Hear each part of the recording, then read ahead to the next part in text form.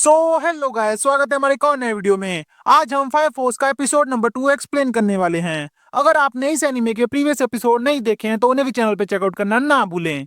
Episode के starting में हम एक लड़के को देखते हैं। वो फायर फोर्स 8 के ऑफिस के सामने ही खड़ा था। वो बोलता है तो अच्छा ये मेरा बेस है।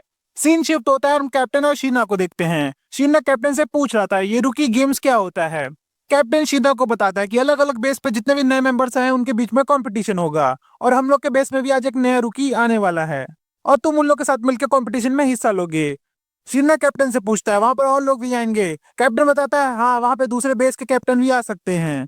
शीना सोच रहा था कि उसे शायद वही आदमी मिल जाए जिसने उसे फायर से बचाया था, तो उससे वो क्वेश्चन पूछ सकता है कि उस दिन आखिर हुआ क्या था। शीना के सामने अब वही नया रुकी आ चुका था। वो दोनों एक दूसरे को देख के चौंक गए थे और एक दूसरे में लड़ाई करने लगते हैं। लगता है ये दोनों एक दूसरे को पहले से ही जानते हैं।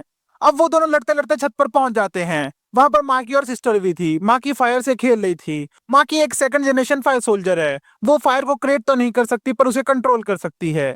माँ की अपनी फायर कंट्रोल की पावर से उस फायर को एक पेट में बदल देती है। हम देखते हैं शीना और उस न्यू रुकी के बीच में झगड़ा चल रहा होता है। हमें पता चलता है कि वो दोनों एक ही साथ एकेडमी में गए थे, इसलिए वो दोनों एक दूसरे को जानते हैं। तभी वहां पर लेफ्टिनेंट आ जाता है। वो पूछता है यहाँ पे चल क्या रहा है। माँ की बोलती है कि ये हमारा नया रुकी है, इसका नाम आर्थर है और ये शीना को जानता है क्योंकि ये दोनों साथ में ही एकेडमी गए थे। पर लेफ्टिनेंट का ध्यान तो माकी के बनाए हुए पेट पे था। वो उसके ऊपर कोल्ड ड्रिंक गिरा देता है। वो माकी को गुस्से में बोलता है कि फायर सोल्जर्स फायर के साथ नहीं खेलते हैं। लेफ्टिनेंट अब सबको बोलता है कि रुकी गेम्स बहुत जल्दी आ रहे हैं, तो मैं देखना चाहता हूँ तुम लोग कितने तैयार हो। लेफ्टिनेंट माकी को बोलता है कि तुम इन दोनों से अभी के अभी लड़ोगी। माकी बोलती है कौन, मैं? लेफ्टिनेंट गुस्से में बोलता है यहाँ छत पे माकी नाम की कोई और है क्या, तो तुम ही लड़ोगी ना। माकी अब लड़ने के लिए रेडी हो चुकी थी। सिस्टर लेफ्टिनेंट से पूछती है कि माकी के लिए बहुत ज्यादा हार्ड नहीं होगा, वो दोनों बहुत ही ज्यादा पावरफुल हैं। पर लेफ्टिनेंट बताता है कि माकी पहले मिलिट्री में थी, ये दोनों तो अभी बच्चे हैं, इन दोनों को तो वो कुचल के रख देगी। और होता भी कुछ ऐसा ही है। माकी शीना को बहुत आसानी से हरा देती है। जैसे कि वो फायर को कंट्रोल कर सकती है तो वो शीना की फायर को भी कंट्रोल कर लेती है और उसकी पावर्स को सप्रेस कर देती है। आर्थर भी कम नहीं था, उसके पास अपना स्पेशल हथियार था जो था एक्सकैलिबर। वो अपनी फायर पावर से एक प्लाज्मा कटर बनाता था। वो माकी को बोलता है कि तुम इस फायर पावर को इजीली कंट्रोल नहीं कर पाओगी जैसे तुमने शीना की फायर पावर के साथ किया। पर माकी तो उसके साथ मुक्कालात कर देती है, उसके दांत भी टूट जाते हैं। शीना भी लड़ाई में वापस आने की कोशिश करता है पर माकी दोनों की फायर पावर्स को लेती है और एक बड़ा सा आग का गोला बना देती है। माकी के हाथ में एक बड़ा सा आग का गोला था और वो बहुत ही ज्यादा गुस्से में थी, तो दोनों के दोनों हार मान जाते हैं।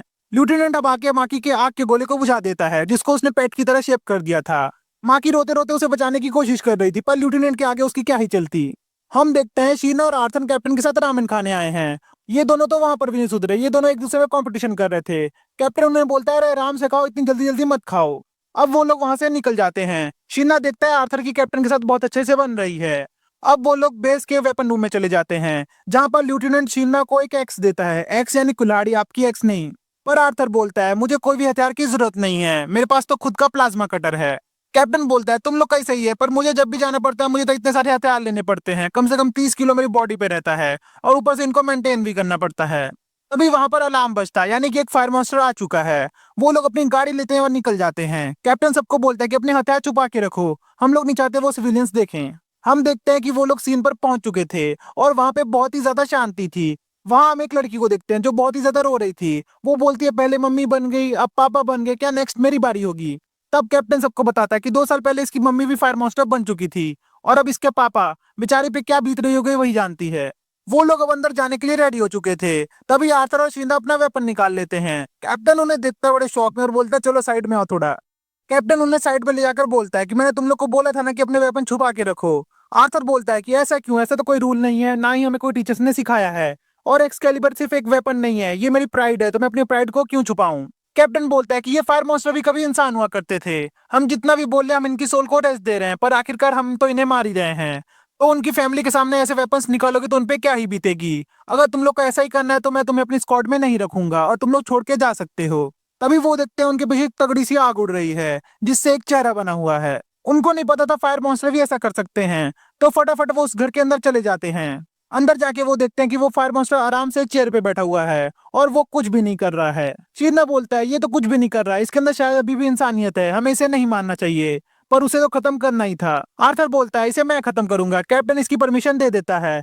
आर्थर उसके पीछे जाता है और अपनी एक्सकैलिबर से उसका कोर उड़ा देता है। हमें बाहर अजीब से एक इंसान को दिखाया जाता है। वो घर के अंदर कुछ स्मोक टाइप का बेचता है और वहां पे धमाका करवा देता है। कैप्टन मलबे के नीचे दबने वाला था, पर वो अपनी फुल विल पावर से मलबे को उठा देता है। कैप्टन अब बहुत ही ज्यादा गुस्से में था। वो बोलता है जिसने भी ये किया उसने सिर्फ हमें नुकसान नहीं पहुंचाया है। इस घर में उस लड़की की कितनी मेमोरीज थी, उसने सबको खत्म कर दिया। अब वो लोग घर से निकल जाते हैं। हम देखते हैं आर्थर ने अपने वेपन को भी छुपा लिया है।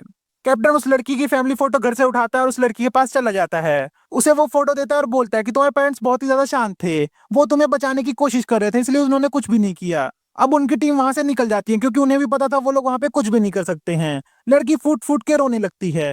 रात में शीना और आर्थर दोनों को नींद नहीं आ रही थी। वो दोनों एक दूसरे से बात कर रहे थे।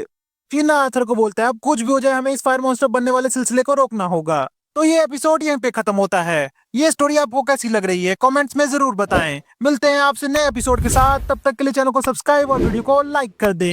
Bye bye.